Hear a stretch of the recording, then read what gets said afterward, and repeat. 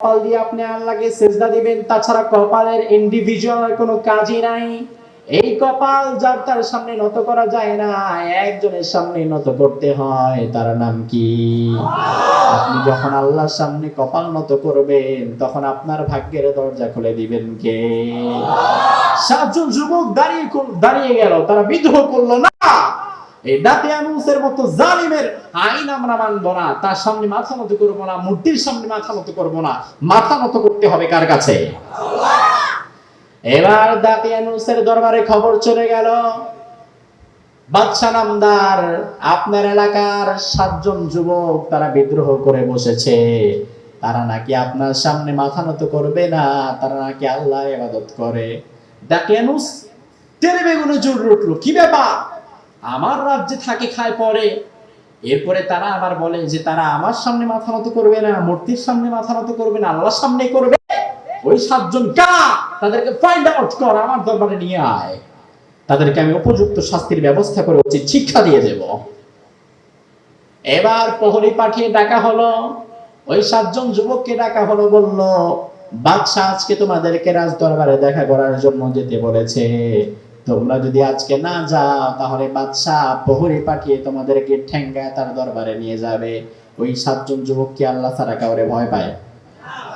একটা ব্যাপার বুঝেন, এই দেশে দুনিয়া সব মুসলমান, আপনি নামাজ পড়লে কালিমা পড়লে কেউ আপনার বাধা দিবে না, কিন্তু যেই দেশে মুসলমান কম, যেখানে নামাজ পড়লে বাধা আসবে, কালিমা পড়লে বাধা আসবে, আযান দিলে বাধা আসবে, ওই দেশে কিন্তু ঈমানের উপরে টিকে থাকা অনেক বড় অগ্নি পরীক্ষা, ঠিক না? অনেক বড় অগ্নি পরীক্ষা। এই 7 জন যুবক, আজকের এই মাহফিলে যুবক যারা আছো, ইয়ং স্টার যারা, শিক্ষা নাও। আসহাবে কাহফের এই যুবকদের থেকে তোমাদেরও শিক্ষা নেওয়া দরকার। দুনিয়ার কারো সামনে মাথা নত করা যাবে না, মাথা নত করতে হবে কার কাছে? এবার এই 7 জন যুবক বলল ঠিক আছে, চলে যাও, আমরা তো আল্লাহ ছাড়া কাউকে ভয় করি না, আমরা অবশ্যই আসছি, আমরা অবশ্যই দেখা করব। এবার এই 7 জন যুবক হাতে হাত রেখে চলে গেলেন বাদশার দরবারে।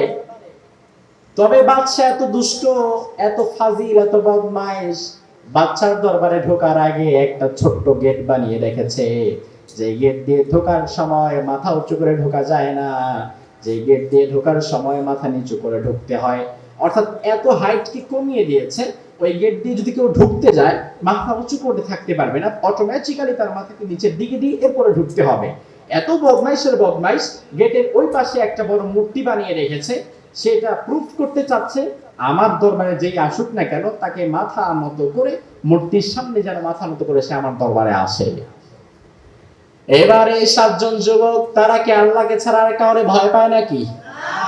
এই 7 জন যুবক যখন দেখলো এত হাইট কমিয়ে একটা গেট বানিয়ে রাখা হয়েছে, ভেতরে ঢুকতে গেলে তো এখন মূর্তির সামনে মাথা নত করা ছাড়া কোনো উপায় নাই। এবার ওই 7 জন একসাথে জোরে গেটের মধ্যে একটা লাথি দিয়েছে, এমন জোরে একটা লাথি দিয়েছে, তাদের লাথির চোটে ওই গেটটা ভেঙে আরো কয়েক হাত দূরে পড়ে গিয়েছে। সুবহানাল্লাহ ভাষায় যা বললেন, গেটটা ভেঙে কয় হাত দূরে পড়ে গেছে। প্রহরীটা তো ভয় পেয়ে গেছে, সর্বনাশ, কোথাকার কোন দানব রে বাবা, গেট বাদশার রাজদরবারে গেট লাইটটা ভেঙে ঢুকে গেছে। আপনার প্রধানমন্ত্রী দাওয়াত দিয়েছে গণভবনে, গণভবনের সামনে বিরাট বড় গেট এবং ফোর্স আছে না নাই? এবার আপনি যদি যায় গেট লাইট দিয়ে ভেঙে ঢুকেন, প্রধানমন্ত্রী তো দৌড়, সবুজ সর্বনাশ, এই দানবের সাথে দেখা করা যাবে না। মাঝে মাঝে মুমিনের ভেতরে আল্লাহ তাআলা স্পেশাল একটা শক্তি দিয়ে দেয়, আপনার মধ্যে কোনো শক্তি নাই, কিন্তু আপনি দেখবেন কখনো লিল্লাহি তাকবীর, আল্লাহু আকবার স্লোগান দিয়ে আপনি যখন সামনে আগাবেন, আল্লাহু আকবার স্লোগানে কেমন যেন অটোমেটিক্যালি আপনার বডির মধ্যে একটা শক্তি চলে আসে, ঠিক কি না?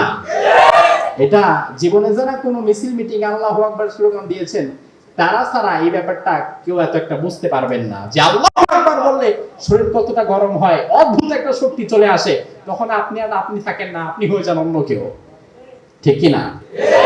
তারা ভেতরে ঢুকলো, দরজায় লাথি দিয়ে ভেঙে মূর্তির সামনে আর তাদের মাথা নত করতে হলো না। এবার ডিরেক্টলি বাদশার সামনে চলে গেল। বাদশা তাদেরকে বলল কি ব্যাপার, তোমরা নাকি আমার রাজ্যে থাকো, আমি খবর পেলাম তোমরা নাকি আমার আইন মানো না, তোমরা নাকি মূর্তির সামনে মাথা নত করো না? তোমরা কার সামনে মাথা নত করো? কে তোমাদের রব? কে তোমাদের খোদা? আমাদের রব কে? তাদেরকে বললো যে কার সামনে মাথা নত করো? কে তোমাদের রব?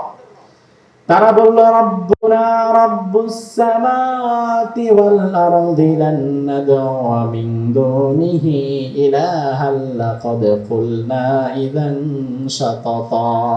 তারা বলল রব্বুনা রব্বুস সামাওয়াতি ওয়াল আরদ, আমাদের রবকে চেনো?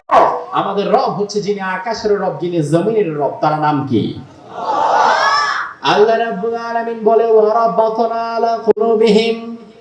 বাদশার সামনে দাঁড়িয়ে ওই সাতজন যুবক যখন কনভারসেশন করছিল, কথাবার্তা বলছিল, তখন আমি আল্লাহ তাআলা তাদের বুকের সাহসকে বড় বাড়িয়ে দিয়েছিলাম।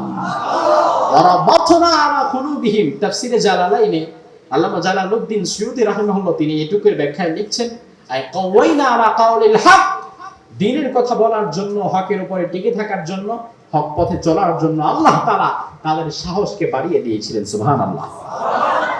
একটা ব্যাপার কি জানেন? মানুষ অন্যায়ের প্রতিবাদ করতে ভয় পায়, বলে হুজুর আমার তো ক্ষমতা নাই, আমার তো পলিটিক্যাল পাওয়ার নাই, আমার তো অমুক নাই তমুক নাই। আরে মিয়া, অন্যায়ের প্রতিবাদ করার জন্য কামান AK-47 আর পলিটিক্যাল পাওয়ারের দরকার হয় না। অন্যায়ের প্রতিবাদ করার জন্য বুকের পাটা থাকা দরকার। আপনার সাহস যদি থাকে তাহলে আপনার অন্যায়ের প্রতিবাদ করার জন্য আর AK-47 এর দরকার হবে না। সাহস যদি না থাকে আপনার হাতের মধ্যে AK-47 ধরায় দিলেও আপনি মেয়ে হয়ে মরে যাবেন, ঠিক কি না? এই জন্য বুকে সাহস রাখতে হবে। ইমানদার যে তার বুকে অটোমেটিক্যালি সাহস দিয়ে দেন কে? আল্লাহ। এবার তারা বলল রব্বুনা রব্বুস সামাওয়াতি ওয়াল আরদ, আমাদের রব যিনি আকাশের রব, যিনি জমিনের রব, সবকিছুর তিনি রব, তিনার নাম কি? লান নাদ'উ মিন দুনিহি ইলাহা, তাকে ছাড়া তো আমরা অন্য কাউকে রব বলতে পারবো না। তোমার দরবারে আমরা মাথা নত করতে পারবো না, কোন মূর্তির সামনে আমরা মাথা নত করতে পারবো না। বাদশার মেজাজ খারাপ, বেটা বেয়াদব। এই সাতজন আমার দরবারে এসে আমার মুখের উপরে বলতেছে তারা নাকি আমার রব মানবে না। এবার বাদশা তাদেরকে মেরে ফেলার সিদ্ধান্ত নিল। কিন্তু বাদশার পাশ থেকে বাদশার মন্ত্রী বলল, বাদশা নামদার, আপনি যদি তাদেরকে রাজ দরবারে ডেকে এনে মেরে ফেলেন, এলাকাবাসীরা বলবে দেখো বাদশা দাকিয়ানুস কত ভীত মানুষ রে, ভীত মানুষকে তার ঘরের মধ্যে ডেকে নিয়ে মেরে ফেলে, তার সাহস নাই। বাদশা বলল হ্যাঁ তাই তো কথা, তারা যদি রাজ দরবারের ভিতরে ডেকে নিয়ে মারি সবাই বলবে যে বাদশা একটা ভীতু মানুষ, সে মানুষরে তার রাজ দরবারে নিয়ে মারে, বাহিরে মারতে পারে না। বাদশা বলল ঠিক আছে, তোমাদেরকে 2 দিন সময় দিলাম, তোমরা যাও। 2 দিন পরে আমার সাথে তোমরা দেখা করবা। এই 2 দিনের মধ্যে তোমরা তোমাদের মত পাল্টে আসবা আমার কাছে। তোমরা যদি তোমাদের মত না পাল্টাও, মত যদি না পাল্টাও, আমার যদি ইলাহ না মানো, মূর্তির সামনে যদি মাথা নত না করো, তাহলে কিন্তু তোমাকে আমি মেরে ফেলবো, তোমাদেরকে মেরে ফেলে দেব। সময় কয়দিন? কথা বলেন। এবার এই 7 জন বাড়িতে চলে গেল। যাওয়ার সময় 7 জন একত্রিত হয়ে পরামর্শ করলো কি করা যায়। আমাদেরকে তো জালিম বাদশা 2 দিন সময় দিয়েছে আল্লাহকে ছেড়ে দেওয়ার জন্য, কিন্তু ঈমানের মজা যে একবার পেয়ে যায়, গোটা দুনিয়ার ভয় তার মধ্যে দিলেও তার মধ্য থেকে ঈমান সরানো যায় না। এবার তারা 7 জন একটা পরামর্শ করলো, একটা বুদ্ধি ফাইন্ড আউট করলো। তারা বলল আচ্ছা আমরা এক কাজ করি, আমরা 7 জন এই এলাকা থেকে হিজরত করে আরেক এলাকায় চলে যাই, যেখানে বাদশা দাকিয়ানুস আমাদেরকে খুঁজে পাবে না। ওই এলাকায় গিয়ে আমরা আল্লাহর ইবাদত বন্দেগী করব। এই এলাকায় থাকাটা আমাদের জন্য রিস্ক হয়ে যায়। যেইভাবে সেই কাজ। কখন যাবা? বলে আজকে রাতে রওনা হব, রাতের আধারে কেউ যেন না দেখে। রাতের বেলায় সবাই সবার বাসায় চলে গেল, পরিবারের সঙ্গে শেষ দেখা সেরে নিল। এরপরে যার যতটুকু সম্পদ ছিল নেয়ার মতো সেগুলো সবাই ছোট্ট একটা ব্যাগে ভরলো। রাতের বেলায় 7 জন একসঙ্গে বের হয়ে গেল। বের হয়ে চৌরাস্তার মোড়ে দেখা করবে, একটা সম্মিলিত জায়গা নির্ধারণ করলো যেখানে সবাই দেখা করবে। রাত্র যখন গভীর হয়েছে সবাই তখন এক জায়গায় মিলিত হয়েছে। এবার এই 7 জন হাঁটা দিয়েছে অজানা এক পথ, গন্তব্য কোথায় তারা নিজেরাও জানে না। আল্লাহর উপরে ভরসা করে ঈমান বাঁচানোর জন্য, বাদশা দাকিয়ানুসের অত্যাচার থেকে মুক্তি পাওয়ার জন্য তারা অজানা এক পথের দিকে পাড়ি জমিয়েছে।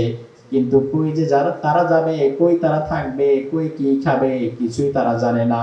আল্লাহর উপর ভরসা করে এগিয়ে চলেছে। অনেক দূর যেতে যেতে হঠাৎ দেখলো যে পেছন থেকে একটা বড় ভয়ঙ্কর হিংস্র একটা কুকুর তাদের পেছনে নিয়েছে, পিছু নিয়েছে। তারা তো আরো মহা বিপদে পড়লো, এমনি 7 জন যাইতেছি বাঁচি না, এর উপরে কুকুর একটা পিছু নিয়েছে। কুকুর যদি ঘাউ ঘাউ করে চিল্লায় উঠে, মানুষ যদি বের হয়ে আমাকে দেখে ফেলে, তাহলে তো আমাদেরকে ধরে বাদশার দরবারে নিয়ে আবার জমা দিয়ে দিবে, আমরা তো আবার বিপদে পড়ে যাব। এবার কুকুরকে পাশ কাটানোর জন্য তারা একবার ডানে যায়, দেখে কুকুরও ডানে যায়। তারা একবার বামে যায়, দেখে কুকুরও তাদের সাথে বামে যায়। তারা পড়ছে মহাবিপাকে, হাস হুস করো লাভ হচ্ছে না, দেখে কুকুর সরেই না। এবার তারা বুঝে নিয়েছে এই কুকুর স্বেচ্ছায় নিজ থেকে আমাদের দিকে আসছে না, এই কুকুরটাকে আমাদের পাহারা দেওয়ার জন্য যিনি পাঠাচ্ছেন তিনি কে। এবার তারা 7 জন আর সাথে আরেকটা কুকুর যোগ হয়েছে। এই কুকুরটার নাম তাফসিরে এসেছে কিতমির। কি নাম? তাফসিরে এসেছে কুকুরটার নাম হচ্ছে কিতমির। এই কুকুরটা এবং 7 জন যুবক তারা অজানা এক পথের দিকে পাড়ি জমিয়েছে।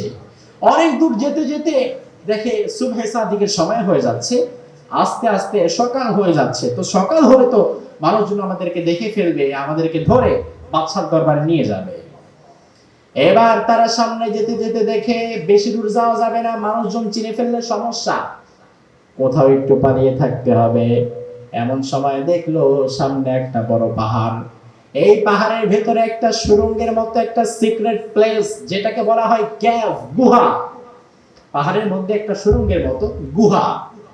এখানে একজন বলল যে আচ্ছা আমরা এক কাজ করি, যেহেতু সকাল হয়ে যাচ্ছে মানুষজন তো আমাদেরকে চিনে ফেলবে, আমরা 7 জন আমরা এই গুহার মধ্যে গিয়ে আশ্রয় নেই, পরবর্তীতে নেক্সট ডিসিশন কি হবে এটা পরবর্তীতে দেখা যাবে। 7 জন গেল এই গুহার মধ্যে। গুহার মধ্যে যে তারা তাদের সকল পকেটে যে টাকা পয়সা যা আনছিল সবকিছু বের করে একজনের হাতে জমা দিল। জমা দিয়ে তারা 7 জন এবার বলল যে আচ্ছা আমরা এক কাজ করি, আমরা 7 জন এবার আল্লাহ তাআলার কাছে একটা দোয়া করি। কারণ হচ্ছে আমরা যতই নিরাপত্তার জায়গায় যাই না কেন, আল্লাহ তাআলা যদি আমাদেরকে নিরাপত্তা বেষ্টনীর মধ্যে না রাখে, আমরা কখনো নিরাপত্তা লাভ করতে পারবো না। বিশ্বাস করেন, আল্লাহ যদি আপনাকে নিরাপত্তা না দেয়, আপনি বঙ্গভবনে থেকেও আপনি নিরাপত্তায় থাকতে পারবেন না। আর আল্লাহ যদি নিরাপত্তা দেয়, তাহলে আপনার সিকিউরিটি ফোর্সের দরকার নাই, আপনি বাহিরে পুলিশ ছাড়া হাঁটবেন, আপনার কেউ কিছুই করতে পারবে না। এই জন্য নিরাপত্তা দেওয়ার মালিক কে?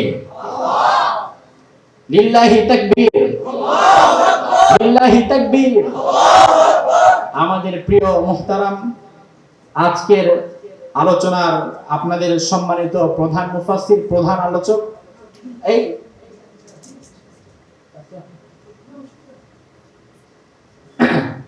আমার অত্যন্ত প্রিয় মানুষ, আমি তাকে হৃদয় থেকে কলিজা থেকে অনেক মহব্বত করি এবং আপনাদেরও প্রিয় মানুষ। কারণ আলহামদুলিল্লাহ আপনারা, আমি তো আপনাদের এখানে আজকে নতুন, আর আলহামদুলিল্লাহ আমার প্রিয় চাচু আরো 2 বছর আপনাদের এখানে এসেছেন।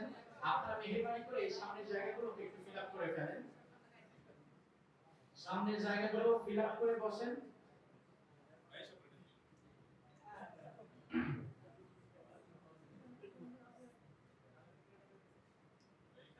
পেছনে যারা আছেন তারাও মেহেরবানি করে সামনের জায়গাগুলো ফিল আপ করে বসেন। আমরা ইনশাআল্লাহ তাআলা আমাদের প্রিয় মুহতারাম এবং আপনাদের সুপরিচিত মুখ, বিশ্বনন্দিত ওয়াইজ মুফাসসির কোরআন হযরতুল আল্লাহ মুফতি রাফি বিন মানিক সাহেব, তিনি এখন আপনাদের সামনে কোরআন এবং সুন্নাহ থেকে ইনশাআল্লাহ তাআলা তার গুরুত্বপূর্ণ মূল্যবান তাকরীর পেশ করবেন। আপনারা সকলেই মোনাজাত দেওয়ার পূর্বে কেউ বাড়িতে যাবেন না। কারণ হচ্ছে এই মাহফিলটা নেক্সট ইয়ার আবার পাবেন, তার মধ্যে কোনো গ্যারান্টি নাই। এজন্য আজকে মোনাজাত শেষ করে মেহমানকে বিদায় দিয়ে এরপরেই আপনারা বাড়ির দিকে হাঁটা দিবেন। তিনি অনেক দূর থেকে এসেছেন, অনেক কষ্ট করে এসেছেন। আজকে তো সময় পেতে অনেক ওভার হয়ে গিয়েছে আমাদের রাস্তাঘাটের বিভিন্ন জ্যামের কারণে। তো এজন্য ইনশাআল্লাহ তাআলা আমি আর আলোচনা আগে বাড়ালাম না, যেহেতু আমাদের না ঘটনা শেষ করা যাবে না, ঘটনা অনেক বড়। আর সবচেয়ে বড় কথা হচ্ছে না না, আলোচক যখন সামনে চলে আসে তাকে বসে এই কথা বলে এটা মোটেই শোভন। ওহির অপেক্ষায় তুমি কেন আসলা না? এদিক দিয়ে কাফেরদের কাছে আমার মাথা তো নত হয়ে গেল। কাফেররা সব জায়গায় খবর উঠিয়ে দিচ্ছে আমি নাকি মিথ্যা নবী। ও জিব্রাইল, দীর্ঘ 15টা দিন কেন তুমি আসলা না? কি হয়েছিল তোমার? জিব্রাইল বলে, ইয়া রাসূলুল্লাহ, আমি জিব্রাইল তো নিজের মন মর্জি মতো আসি না, আমি আসি কার কথায়। এখন হয়তো আল্লাহ আমারে নিষেধ করেছে, তার জন্যই আসি নাই, আল্লাহ নিষেধের জন্যই আসতে পারি নাই। আল্লাহ নিষেধ করেছে? আল্লাহ তাআলা কেন নিষেধ করেছে? কি এমন অপরাধ করেছি যে আল্লাহ তাআলা তোমাকে সুদীর্ঘ 15টা দিন পর্যন্ত আমার থেকে পৃথক রেখেছে? এই যে জিব্রাইল 15টা দিন কেন আসলো না সেটা জানার দরকার আছে না নাই?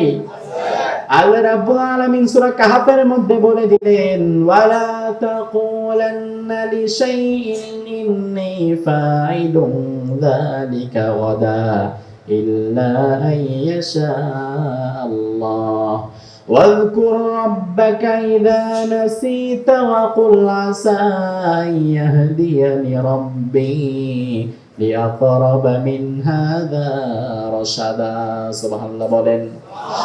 আল্লাহ রাব্বুল আলামিন বলেন, নবী আপনি ওই দিন বলেছিলেন যে আগামীকাল আমি তোমাদেরকে বলে দিব, কিন্তু আপনি ইনশাআল্লাহ বলতে ভুলে গিয়েছেন। কি বলতে ভুলে গিয়েছেন? আপনার বলা উচিত ছিল ইল্লা ইনশা আল্লাহ, ইনশাআল্লাহ আমি তোমাদেরকে আগামীকাল বলে দেব। আপনি যে ইনশাআল্লাহ বলতে ভুলে গিয়েছেন, ইনশাআল্লাহর সবকটা দেওয়ার জন্য আমি আল্লাহ 15 দিন আপনার কাছে ওহী পাঠাই নাই। একটা ব্যাপার বুঝেন, ইনশাআল্লাহ যে বলতে ভুলে গিয়েছেন এটা কিন্তু রাসূলের কোনো ভুল না, কারণ দুনিয়ার সব নবীরা হচ্ছে মাসুম, তাদের কোনো গুনাহ হতে পারে না। তারা হচ্ছে মাহফুজ, তাদেরকে আল্লাহ তাআলা সিকিউর করেছেন, সংরক্ষণ করেছেন, কারণ নবী হচ্ছে গোটা উম্মার রাহবার। নবী যদি কোথাও মিস্টেক করে ফেলে তাহলে উম্মার কি হবে? এজন্য আল্লাহ তাআলা ভুল হওয়ার আগে নবীদেরকে হেফাজত করেছেন। কিন্তু এখানে যে আল্লাহ বললেন যে আপনি ইনশাআল্লাহ বলতে ভুলে গিয়েছেন, এটা আপনার আমার জন্য ভুল না, কিন্তু নবীর জন্য এটা নবুয়তের শানের খেলাফ। এজন্য আল্লাহ তাআলা এখানে ইনশাআল্লাহর সবক দেওয়ার জন্য 15টা দিন পর্যন্ত জিবরিল আমিনকে স্টপ করে দিয়েছিলেন ইনশাআল্লাহর একটি সবক দেওয়ার জন্য। এই ইনশাআল্লাহটা আমাদেরও কাজে কর্মের ফাঁকে ফাঁকে বলার দরকার আছে না নাই? যেমন আমাদের বলা দরকার আমরা ওয়াজ মাহফিল শেষ করে বাড়ি যাব, এরপরে কি বলা দরকার? কিন্তু আমাদের সমাজের মানুষেরা ইনশাআল্লাহ জায়গা মতো বলে না, ইনশাআল্লাহ কামের জায়গায় বলে। দেখা যাবে একটা সিনেমা মুক্তি পাবে, হিরো সাহেব সাংবাদিকদেরকে বলে আগামীকাল আমার একটা সিনেমা মুক্তি পাচ্ছে ইনশাআল্লাহ। আছে না নাই? সিনেমা হলে একটা নতুন সিনেমা আসবে, সিনেমা হল মালিক বলে যে এই যে আমরা খুব ভালো একটা ছবি আনতেছি, এটা খুব ভালো ব্যবসা সফল ছবি হবে ইনশাআল্লাহ। অর্থাৎ ইনশাআল্লাহ তারা সিনেমা হলের জায়গার মধ্যে নিয়ে ফিট করে। অথচ কোনো হারাম কাজের জায়গায় কি ইনশাআল্লাহ বললে চলবে? ইনশাআল্লাহ বলতে হবে সকল হালাল কাজে। তাহলে এই কাজটাকে পরিপূর্ণতা দান করবেন কে? আল্লাহ। একবার এক ইমাম সাহেব তিনি জোহরের নামাজ পড়ে মসজিদ থেকে বের হচ্ছিলেন, এমন সময় দেখলেন যে সভাপতি সাহেব পকেটে মোটা টাকার বান্ডিল নিয়ে কোরবানির সময় গরু হাটে যাচ্ছিলেন গরু কেনার জন্য। ইমাম সাহেব বললেন, সভাপতি সাহেব কই যান? বলে গরু কিনতে যাই, একটা দামি দেখে বড় দেখে একটা গরু কিনে আনবো। ইমাম সাহেব বললেন, সভাপতি সাহেব গরু কিনতে যাচ্ছেন, বেশ ভালো কথা, আপনি বলেন যে ইনশাআল্লাহ একটা গরু কিনে আনবো। সভাপতি সাহেব বলে, ধুর মিয়া, ইনশাআল্লাহ বলার দরকারটা কি এখন? হাটে এনাফ পরিমাণ গরু আছে আর আমার পকেটেও যথেষ্ট টাকা আছে, তো আমার তো গরু কেনার মধ্যে আর কোনো প্রতিবন্ধকতা নাই। ইনশাআল্লাহ তো বলবো তখন যেখানে একটু মিস্টেক আছে, ইনশাআল্লাহ ঠেলা আগা যাবে, কিন্তু এখানে তো আমার ঠেলা দেওয়ার কেউ দরকার নাই, আমার তো হাটে গরু আছে পকেটে টাকা আছে, ইনশাআল্লাহ বলার দরকারটা কি? ইমাম সাহেব মনে মনে বলে, আল্লাহ এই মূর্খকে তো আমি বোঝাতে পারলাম না, কিন্তু তুমি একটা শিক্ষা দিয়ে দিও। আল্লাহ শিক্ষা আছে না নাই?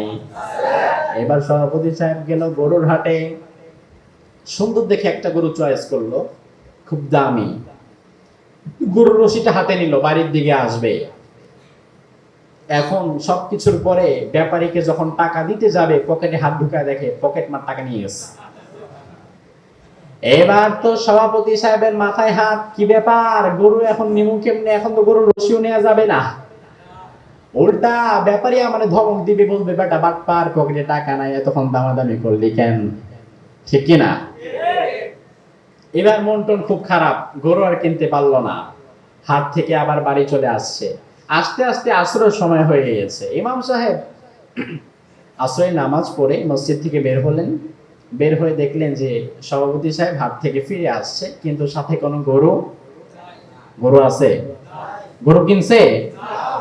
এবার বললেন, চাচা কি ব্যাপার, গরু কই? বলে, ওরে বাতিজা কইও না, ইনশাআল্লাহ টাকা চোরা নিয়ে গেছে। ইনশাআল্লাহ টাকা, এখন ইনশাআল্লাহ বলতেছে, অর্থাৎ এই যে ধাক্কা খেয়েছে এখন শিখতেছে, অর্থাৎ চোর গেলে তার বুদ্ধি বাড়ে, কিন্তু চোর গেলে বুদ্ধি বাড়লে তো লাভ নাই। ইনশাআল্লাহ জায়গা মতো ফিট না করলে অজায়গায় ইনশাআল্লাহ বলার মধ্যে কোনো ফায়দা নাই। আপনি বলবেন যে আমি বাসায় গিয়ে মাহফিল শেষ করে বাসায় গিয়ে ভাত খাবো, কিন্তু আপনি মাহফিল শেষ করে বাসা পর্যন্ত যেতে পারবেন তারই কিন্তু কোনো গ্যারান্টি না ভাই। গ্যারান্টি আছে? এজন্য আমরা প্রত্যেক কথায় আমরা বলবো ইনশাআল্লাহ। কি বলবো? তাহলে ওই কথাটাকে পূর্ণাঙ্গ, ওই কাজটাকে পূর্ণাঙ্গ করে দিবেন কে? আল্লাহর হাবিব সাল্লাল্লাহু আলাইহি ওয়াসাল্লাম ইনশাআল্লাহ না বলার জন্য 15টা দিন পর্যন্ত আল্লাহ তাআলা ওহী বন্ধ করলেন। এরপরে জিবরিল আমিনকে পাঠিয়ে দিলেন, জিবরাইল যাও আমার নবীকে তুমি 3টি প্রশ্নের উত্তর দিয়ে আসো। এর মধ্যে 2টি প্রশ্নের জবাব আল্লাহ তাআলা সূরা কাহফের মধ্যে দিয়েছেন, আর একটা প্রশ্নের জবাব আল্লাহ সূরা বনী ইসরাঈলের মধ্যে দিয়েছেন। আল্লাহ রাব্বুল আলামিন কাফেরদের প্রশ্নের জবাব দিচ্ছেন, নাহনু নাকুসসু আলাইকা নাবাহুম বিল হক ইন্নাহুম ফিতয়াতুন আমানু বিরাব্বিহিম ওয়াজিদনাহুম হুদা। সুবহানাল্লাহ বলেন। আল্লাহ রাব্বুল আলামিন বলেন, নবী আসহাবে কাফের ঘটনা কাফেররা আপনার থেকে জানতে চায়, আমি এখন আপনাকে অথেন্টিক সোর্স সহকারে আসহাবে কাফের ঘটনা শোনাবো। ইন্নাহুম ফিতয়াতুন, তারা ছিল কিছু যুবক। কোরআনুল কারীমের আয়াতে এসেছে তারা ছিল 7 জন যুবক। কয়জন? 7 জন। ফিতয়াতুন আমানু বিরাব্বিহিম, তারা তাদের রবের উপর ঈমান এনেছিল। ওয়াজিদনাহুম হুদা, আমি আল্লাহ তাআলা হিদায়াতের পথে থাকার জন্য তাদের সাহস বাড়িয়ে দিয়েছিলাম। এরপরে আল্লাহ রাব্বুল আলামিন বলে, নবী আসহাবে কাফের যুবকেরা কোথায় ছিল? তাফসীরের মধ্যে লিখছে, প্রাচীনকালে একটি বিরাট এলাকার এরিয়ার নাম ছিল রোম। নাম শুনেছেন? রোম সাম্রাজ্য নাম শুনেছেন? কোরআনুল কারীমে এসেছে গুলিবাতির রোম, আলিফ লাম মিম, গুলিবাতির রোম। এই রোম সাম্রাজ্য ছিল। ওই রোম নগরীর ঈসা আলাইহিস সালাম কে আল্লাহ তাআলা আকাশে উঠিয়ে নেওয়ার পরপরই রোম নগরীর একজন জালিম বাদশা ছিল, তার নাম ছিল দাকিয়ানোস। কি নাম? দাকিয়ানোস। খুব জালিম ছিল। অন্যদিকে এই বাদশা ছিল তাগুত, অর্থাৎ সে নিজেও আল্লাহর আইন মানত না, অন্য কাউকে মানতেও দিত না, তাগুত ছিল। দাকিয়ানোস গোটা রাজ্যে আইন জারি করেছিল, আমার রাজ্যে সবাইকে মূর্তি পূজা করতে হবে। আমার রাজ্যে কেউ যদি মূর্তি পূজা বাদ দিয়ে আল্লাহকে সিজদা করে, আল্লাহর ইবাদত করে, আমি দাকিয়ানোস তার জন্য কঠিন শাস্তির ব্যবস্থা করে দেব। দাকিয়ানোসের ভয়ের কারণে গোটা রোমে তখন মূর্তির জয় জয়কার, মুশরিকদের জয় জয়কার। এর মধ্যে থেকে 7 জন যুবক তারা মাথা উঁচু করে দাঁড়ালো। 7 জন যুবক দাঁড়িয়ে বলল, না, আমরা দাকিয়ানোসের আইন মানব না, আমরা কোন মূর্তির সামনে মাথা নত করব না, আমরা মাথা নত করব কার কাছে? আরো আস্তে বলেন। আমার ভাইরা, এই কপালটা অনেক দামি নিয়ামত, এই কপালটা দুনিয়ার জাতটার সামনে নত করা যায় না। এই কপাল এমন একটা দামি নিয়ামত, এই কপাল আল্লাহ দিয়েছেন শুধুমাত্র আল্লাহকে সিজদা দেওয়ার জন্য, ঠিক কি না? যেমন পা আল্লাহ দিয়েছেন হাঁটার জন্য, হাত আল্লাহ দিয়েছেন ধরার জন্য, জিহ্বা দাঁত মুখ আল্লাহ দিয়েছেন খাওয়ার জন্য, চোখ আল্লাহ দিয়েছেন দেখার জন্য, কান আল্লাহ দিয়েছেন শোনার জন্য। কিন্তু খুঁজতে দেখবেন কপালের কিন্তু ইন্ডিভিজুয়াল কোনো কাজ নাই। কপালের শুধু একটাই কাজ, এই কপাল দিয়ে আপনি সিজদা দিবেন কাকে? ডিগনিটি জেনে নেই, কারণ কোরআনুল কারীমের প্রত্যেকটা সূরা এত চমৎকার, প্রত্যেকটা সূরা পাঠের মধ্যে আলাদা আলাদা কিছু ফজিলত আছে না নাই? এই সূরা কাহফের ফজিলত হচ্ছে সহিহ বুখারী এবং মুসলিমের হাদিস। একজন সাহাবী মরুভূমির মধ্যে দুপুরের সময় মরুভূমির মধ্যে নামাজের মধ্যে দাঁড়িয়ে গেলেন। মরুভূমির মধ্যে দুপুর বেলায় ঠান্ডা না গরম? কথা বলেন। প্রচন্ড গরম, এত প্রচন্ড গরম। ওই সাহাবী রাদিয়াল্লাহু আনহু যখন নামাজে দাঁড়ালেন তখন তিনি ঘেমে একাকার হয়ে গেলেন। প্রচন্ড গরম, টিকা যাচ্ছে না। এমন সময় সাহাবী রাদিয়াল্লাহু আনহু সূরা ফাতিহার পরে সূরা কাহফ পাঠ শুরু করলেন। আলহামদুলিল্লাহিল্লাযী আনজালা আলা আবদিহিল কিতাবা ওয়া লাম ইয়াজআল লাহু ইওয়াজা কাইয়িমান লিইউনযিরা বা'সা। এভাবে করে সূরা কাহফ পাঠ শুরু করলেন। এমন সময় দেখা গেল আকাশে একটা মেঘখণ্ড এসে ওই সাহাবী রাদিয়াল্লাহু আনহুর মাথার উপরে ছায়া দেয়া শুরু করলো। ওই সাহাবী বললেন, আমি অবাক হয়ে গেলাম। আমি দেখলাম আমার মাথায় একটা মেঘখণ্ড ছায়া দিচ্ছে। আশেপাশে কোথাও ছায়া নাই, কোথাও বৃষ্টি নাই, আমার মাথার উপরে মেঘখণ্ড। আল্লাহু আকবার। সাহাবী রাদিয়াল্লাহু আনহু বললেন, আমি আমার পাশে দুটো ঘোড়া বাঁধা ছিল, আমার ঘোড়াগুলো তখন লাফাচ্ছিল। আমি এই ঘটনা দেখে আশ্চর্য হয়ে গেলাম। পরের দিন ফজরের সালাতের পরে মসজিদে নববীতে বিশ্বনবীর দরবারে আমি চলে গেলাম। গিয়ে বললাম, ইয়া রাসূলুল্লাহ, প্রচন্ড মরুভূমির মধ্যে প্রচন্ড গরমে আমি নামাজের মধ্যে দাঁড়িয়েছি। এরপরে সূরা কাহফ তেলাওয়াত আমি শুরু করেছি। যখনই আমি সূরা কাহফ তেলাওয়াত শুরু করেছি আমি দেখলাম আকাশে একটা মেঘখণ্ড এসে আমাকে ছায়া দিচ্ছে। আমার ঘোড়াগুলো তখন লাফাচ্ছিল। এই ঘটনার তো আমার জন্য আশ্চর্যের বিষয়, আমি বুঝতে পারলাম না এটা কেন হলো। আল্লাহর হাবিব বললেন, ও সাহাবী, তিলকাস সাকিনাতু তানাজ্জালাত লিল কুরআন। এটা হচ্ছে আল্লাহ প্রদত্ত একটা সাকিনা। সূরা কাহফ পাঠের কারণে তোমার মাওলা তোমার জন্য ছায়ার ব্যবস্থা করে দিয়েছে। কত ফজিলতপূর্ণ একটি সূরা। আবার মুসলিম শরীফের একটি বর্ণনায় এসেছে, আল্লাহর হাবিব বলেছেন, মান হাফিযা 10 আয়াতিন মিন আউয়ালি সূরাতিল কাহফ উসিমা মিনাদ দাজ্জাল। কেউ যদি সূরা কাহফের প্রথম 10টি আয়াত মুখস্থ করে নিতে পারে, মেমোরাইজ করে নিতে পারে, তাহলে আল্লাহ তাআলা দাজ্জালের কঠিন ফিতনা থেকে তাকে বাঁচিয়ে দিবেন। সুবহানাল্লাহ। ওয়া ফি রিওয়ায়াতিন উখরা, আরেকটি রিওয়ায়াতে এসেছে, মিন আখিরি সূরাতিল কাহফ। সূরা কাহফের লাস্ট 10 আয়াত যদি আপনি মেমোরাইজ করে নিতে পারেন, মুখস্থ করে নিতে পারেন, তাহলে দাজ্জালের ফিতনা থেকে আপনাকে বাঁচিয়ে দিবেন কে? আল্লাহ। আবার বাইহাকির বর্ণনায় আরেকটি হাদিস এসেছে, আল্লাহর হাবিব সাল্লাল্লাহু আলাইহি ওয়াসাল্লাম বলেন, মান ক্বারা সূরাতাল কাহফি ফি ইয়াউমিল জুমআহ আযা লাহুন নূরু মা বাইনাল জুমআতাইন।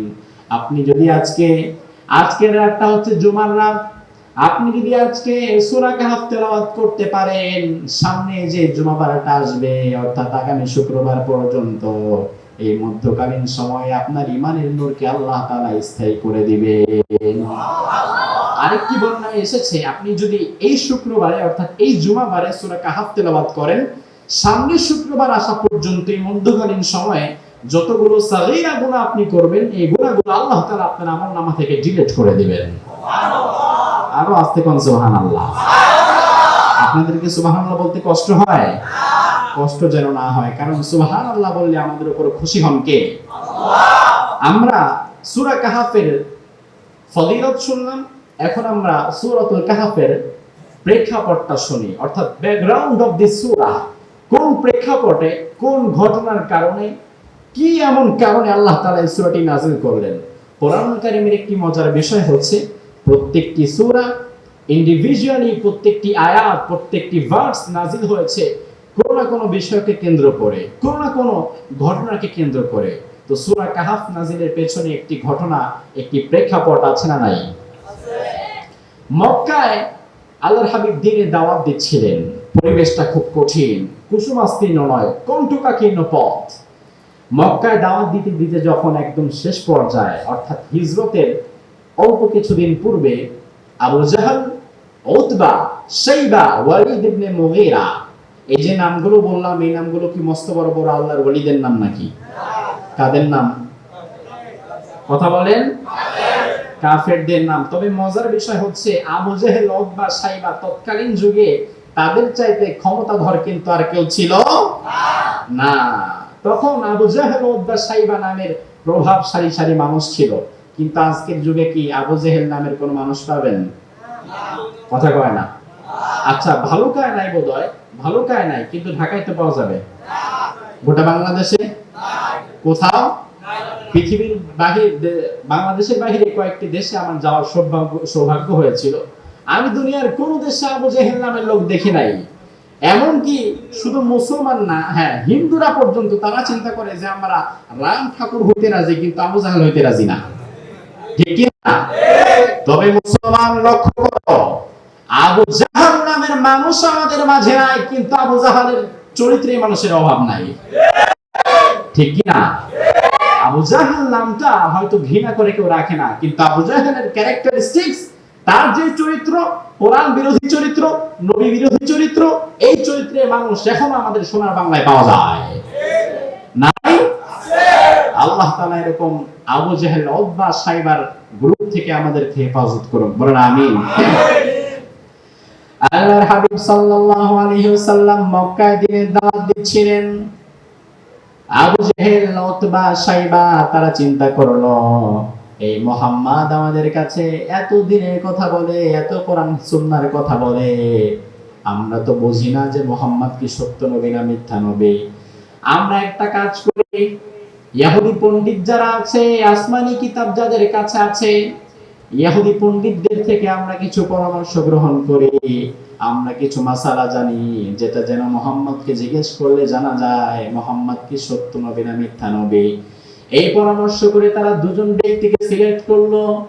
কারণ হচ্ছে ইহুদি পণ্ডিতেরা কেউ মক্কায় থাকে না, তারা থাকে হচ্ছে সুদূর মদিনায়, আর রাসূল তখন ছিলেন মক্কায়। আবু জেহেল, উতবা, সাইবার গোষ্ঠী সব ছিল মক্কায়। আবু জেহেল, উতবা, সাইবা বলল, দুজন লোককে আমরা পাঠাবো মদিনায় ইহুদি আলেমদের থেকে জেনে আসার জন্য মুহাম্মদ কি সত্য নবী না মিথ্যা নবী। আপনারা বলেন মুহাম্মদ সত্য নবী না মিথ্যা নবী? সন্দেহ আছে? দুজন লোককে তারা সিলেক্ট করলো। একজন হচ্ছে নজর ইবনে হারিস, কি নাম? আরেকজন হচ্ছে উকবা ইবনে আবু মুয়াইত। নজর ইবনে হারিস এবং উকবা ইবনে আবু মুয়াইতকে বেশ কিছু টাকা পয়সা, রসদপত্র দিয়ে তাদেরকে মদিনায় পাঠালো। বলে দেয়া হলো, মদিনায় গিয়ে ইহুদি আলেমদেরকে জিজ্ঞেস করবা, আমাদেরকে এমন কিছু ট্রিক্স বলে দিন, এমন কিছু উপায় আমাদেরকে বলে দিন, যেটা অ্যাপ্লাই করলে আমরা বুঝতে পারবো যে মুহাম্মদ কি আসলেই সত্য নবী না মিথ্যা নবী। এরকম কিছু ট্রিক্স আমাদেরকে বলে দিন। নজর বিন হারিস এবং উকবা ইবনে আবু মুয়াইত দুজন ঘোড়া হাঁকিয়ে সুদূর মদিনায় চলে গেল। মদিনায় যাওয়ার পরে তারা মদিনার ইহুদি আলেমদেরকে জড়ো করলো। মদিনার ইহুদি আলেমদেরকে বলল, দেখেন আমরা সুদূর মক্কা থেকে এসেছি, অনেক দূরের পথ পাড়ি দিয়ে আমরা আপনাদের কাছে এসেছি। আসার একটাই কারণ, আমাদের দেশে একজন নবীর আবির্ভাব হয়েছে, সে নিজেকে নবী দাবি করে, কিন্তু আমরা তো আসলে বুঝি না সে সত্য নবী না মিথ্যা নবী। আপনাদের কাছে তো আল্লাহ তাআলার কিতাব আছে, আপনারা তো খ্রিস্ট ধর্মের অনুসারী, আপনারা তো তাওরাতের পাঠক, আপনারা একটু আমাদেরকে বলে দিন কি এমন কাজ, কি এমন ট্রিক্স, এমন কিছু কোশ্চেন আমাদেরকে বলে দিন, যেটা আমরা ওই লোকটাকে জিজ্ঞেস করব, জিজ্ঞেস করার মাধ্যমে যেন আমরা ফাইন্ড আউট করতে পারি সে সত্য নবী না মিথ্যা নবী। এবার ইহুদি আলেম সবাই মিলে পরামর্শ করলো কি এমন কোশ্চেন বলা যায়, কি এমন ট্রিক্স বের করা যায়। সবাই মিলে পরামর্শ করে বোর্ড গঠন করে তিনটা উপায় বের করলো, তিনটা ইম্পর্টেন্ট এন্ড সিক্রেট কোশ্চেন বের করলো। বের করে নজর বিন হারিস এবং উকবা ইবনে আবু মুয়াইতকে ডেকে বলল, তিনটা গুরুত্বপূর্ণ প্রশ্ন আজকে তোমাদেরকে শিখিয়ে দেব। এই তিনটা প্রশ্ন তোমরা মক্কায় যে লোকটা নবী দাবি করে তার কাছে করবা। ওই লোকটা যদি এই তিনটা প্রশ্নের জবাব দিতে না পারে, তাহলে মনে করবা সে মিথ্যা নবী, আর যদি জবাব দিতে পারে তাহলে মনে করবা সত্য নবী। তোমরা হাজার বিরোধিতা করলেও তার কোনো কিছু যায় আসে না। তিনটা ইম্পর্টেন্ট এন্ড সিক্রেট প্রশ্ন দুজনকে শিখিয়ে দেওয়া হলো। এই উত্তরগুলো যদি আল্লাহর হাবিব করতে পারে, তাহলে সবাই বুঝবে তিনি সত্য নবী, আর করতে না পারলে মিথ্যা নবী প্রমাণিত হবে। তিনটা প্রশ্ন কি কি?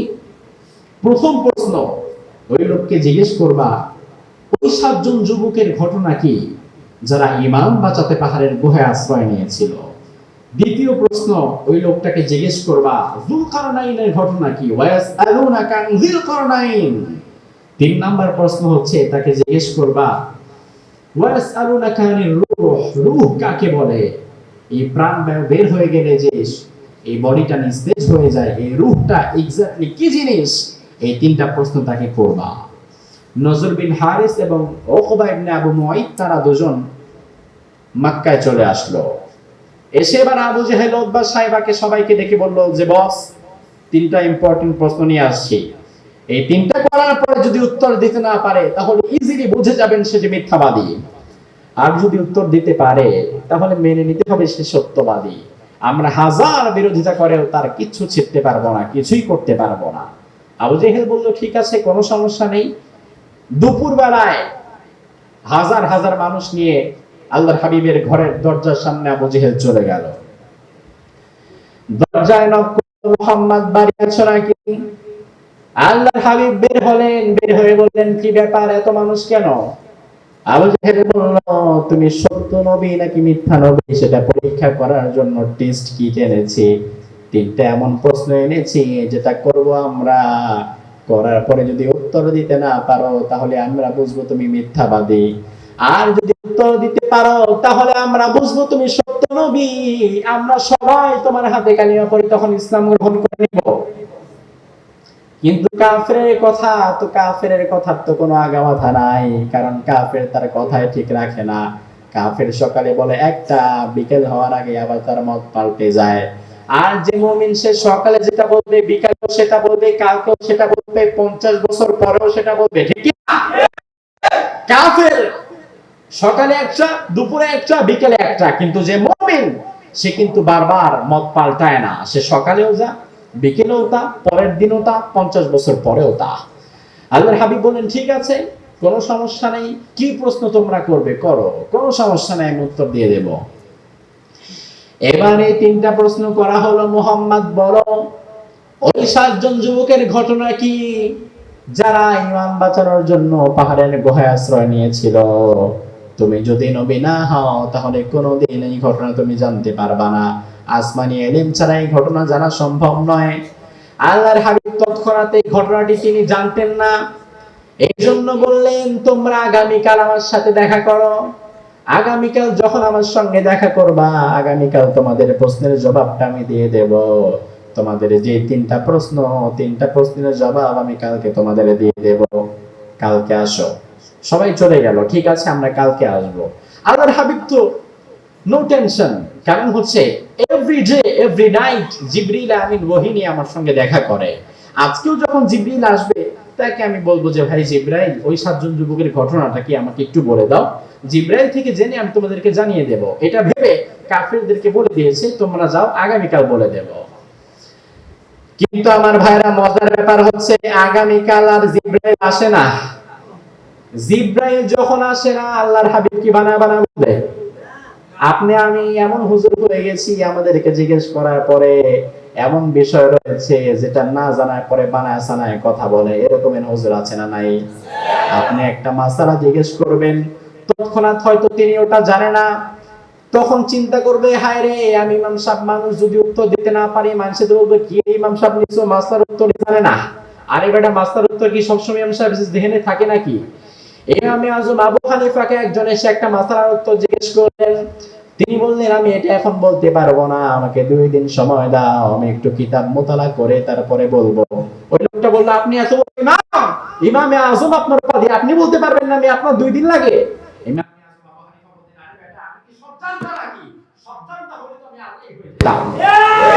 তার মানে হচ্ছে দুনিয়ার কোন মানুষ সব জানতো না। একটা প্রশ্ন আপনি আমাকে করেছেন, এটার উত্তর আমার না জানাই থাকতে পারে, হুজুরকে করেছেন না জানাই থাকতে পারে, উনি আপনাকে কালকে বলতে পারে, বিকেলে বলতে পারে, এটা আমার ব্যর্থতা না। একটা উত্তর জানে না, এটা যদি তৎক্ষণাৎ বানায় সানায় বলে দেয় তাহলে তো আযল্লু আযিল্লু, সে নিজেও গোমরাহ হলো আপনাদেরকেও গোমরাহ করলো। এজন্য বানিয়ে জানিয়ে কথা বলা যাবে না, কথা বলতে হবে কোরআন এবং সুন্নাহর সহিহ রেফারেন্স থেকে, ঠিক কি না? আল্লাহর হাবিব তো জিবরিলের কথার বাহিরে কোনো কথা বলতে পারবেন না। কারণ বিশ্বনবীর ব্যাপারে আল্লাহ বললেন, ওয়ামা ইয়ানতিকু আনিল হাওয়া ইন হুয়া ইল্লা ওয়াহয়ুন ইউহা। আমার নবী জীবনে কোনোদিন বানিয়ে তার পার্সোনাল ওয়েস থেকে কিছু বলে নাই। আমার নবী যখন যা বলেছেন সব আমি আল্লাহ ওহী করে আমার নবীকে জানিয়ে দিয়েছি। সুবহানাল্লাহ। এবার আমার ভাইরা মজার ব্যাপার দেখেন, জিবরিল পরের দিন আর আসে না, কিন্তু পরের দিন কাফেররা তো ঠিক সময় ঘরের সামনে উপস্থিত। ঘর দরজা লাগাচ্ছে, মোহাম্মদ বের হও না কেন? প্রশ্নের জবাব কই? বিশ্বনবী তো জবাব কোনো কথা বলতে পারেন না, কারণ জিবরাইল তো আসে নাই। এদিক দিয়ে একদিন দুই দিন যায়, জিবরাইল আসা বন্ধ করে দিয়েছে, প্রশ্নের উত্তর আর জানতে পারছে না। আর কাফেররা গোটা মক্কায় খবর উঠিয়ে দিয়েছে মুহাম্মদ মিথ্যাবাদী, এই লোকটা কিছুই জানে না, কিছুই বলতে পারবে না। আল্লাহর হাবিব মনে বড় প্রচন্ড ব্যথা পেলেন, খুব কষ্ট তিনি মনের মধ্যে পেলেন। কারণ হচ্ছে আমি এই মসজিদে নামাজ পড়াই, আপনারা আমাকে এসে একটা প্রশ্ন করলেন, আমি বললাম সামনে জুমায় বলে দেব। এখন সামনে জুমায় যদি আপনাদের মসজিদে আমি আর না আসি, আপনারা মনে মনে বলবেন হুজুর বোধহয় ভাগছে, হুজুর বোধহয় প্রশ্নের উত্তর জানেই না। ঠিক কি না? এগুলো বলবেন যে কথাগুলো আমার জন্য খুব কষ্টদায়ক হবে। গোটা মক্কায় খবর উঠিয়ে দিল যে লোকটা মিথ্যাবাদী, সে কিছু জানে টানে না। কিন্তু আল্লাহর হাবিব তো জিবরিলের গ্রিন সিগন্যাল ছাড়া কোনো কথা বলতেন না। এইভাবে করে এক দুই দিন চলে যায়, জিবরিলের কোনো খবর নাই। আল্লাহর হাবিব চিন্তায় পড়ে গেলেন, কি ব্যাপার, কোনো ভুল হলো নাকি? জিবরাইল কেন আসে না? সুদীর্ঘ 5 দিন 10 দিন 15 দিন চলে যায়, জিবরিলের কোনো খবর নাই। বিশ্বনবীর চিন্তা আছে না নাই? আল্লাহর হাবিব খুব মনে মনে কষ্ট পেতে লাগলেন, কি ব্যাপার, আমার কি কোনো ভুল হয়েছে নাকি? জিবরাইল আসা বন্ধ করেছে কেন? এমন সময় দেখা গেল মনক্ষুণ্ণ অবস্থায় বিশ্বনবী মসজিদে নববীর মধ্যে বসে আছেন। এমন সময় দেখা গেল 15তম দিনে জিবরাইল আমিন একা নয়, জিবরাইল আমিন 70,000 ফেরেশতার বিরাট একটা বহর নিয়ে বিশ্বনবীর কাছে চলে এসেছে। আমার ভাইরা আবারও ভালো করে বুঝেন, একটা দুইটা না, অন্যান্য কুরআনুল কারীমের প্রত্যেকটা সূরা যখন নাজিল হয়েছে জিবরাইল আমিন একাই নিয়ে এসেছে। আর সূরা কাহাফ এমন একটা সূরা যে সূরা নাজিলের সময় জিবরিল আমিন একা না, জিবরিল আমিনের সঙ্গে 70,000 ফেরেশতার বহর আল্লাহ পাঠিয়ে দিয়েছেন, 1000 ফেরেশতা। কিন্তু